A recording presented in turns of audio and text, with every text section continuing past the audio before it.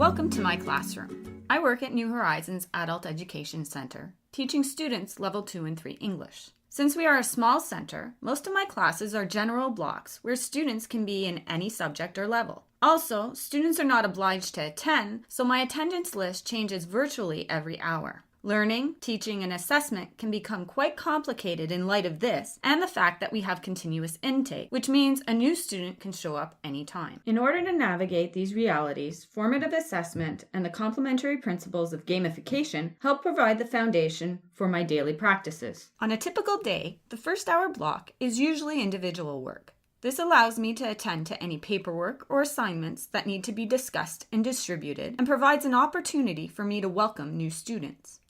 The second block is usually reserved for whole class instruction because it is the only hour where I have my Level 2, 3 English students exclusively with no students from other subjects or levels. I use this time for a variety of different activities, including small and whole group work, mini lessons, discussions, centers, games, grammar and writing workshops, and novel or short story studies. The remaining blocks of the day are back to individual work, and I spend time conferencing one-on-one with students to address their unique learning needs. When students first start English with me, we sit together and I explain how the courses are structured using the overview page of a model Abby and I created. This model also incorporates a competency tracking tool, helping students to look critically at their learning. Students begin with assignments that are designed to establish a baseline. I use the Canadian Adult Reading Assessment to pinpoint exactly what level students are reading at. They write me a letter so I get to know them and can evaluate their writing skills. And I conference with students and use class discussions to assess the listening and speaking competencies. Once I have collected enough samples and data,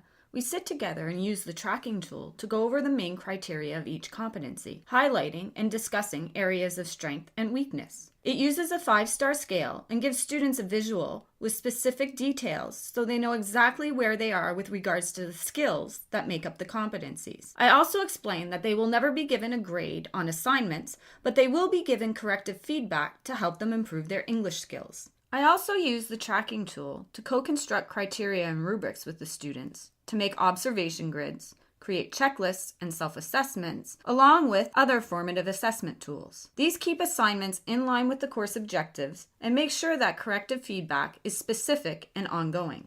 Together, the students and I also set deadlines for the different assignments they will be working on, along with a potential date for the exam. This provides students with a good idea of the time frame for completing assignments and gives them that end goal to work towards. The major assignments usually involve some type of learning situation, project, or inquiry work in conjunction with mini lessons to target essential knowledge. I meet with students regularly, and together we make judgments about where they are on the continuum of learning to refocus them on specific needs for the next assignment. This is also one of the ways I differentiate assignments, along with trying to make sure that there is some sort of choice involved, whether it's with regards to the subject matter or the product, depending on the criteria or essential knowledge targeted. The idea is to hand over as many decisions and as much of the work as possible to the students. Sometimes this works well. At other times, I do have to revert back to a more structured and linear approach with particular students. I also look at student data with regards to class trends to guide whole class instruction. I really try to change things up and do a variety of assignments and class activities. This combination of modified whole class and individualized instruction allows students to use their preferred method of learning at some points, but benefit from others as well. Students appreciate the variety and they love being exposed to the different ways that language is used in our daily lives. To highlight this aspect, I use 5-minute bell ringers just before lunch and the end of the day. Students love this and will usually remind me if I'm busy or forget to start one during those last 5 minutes. Everything is about getting students active and interested in the learning process.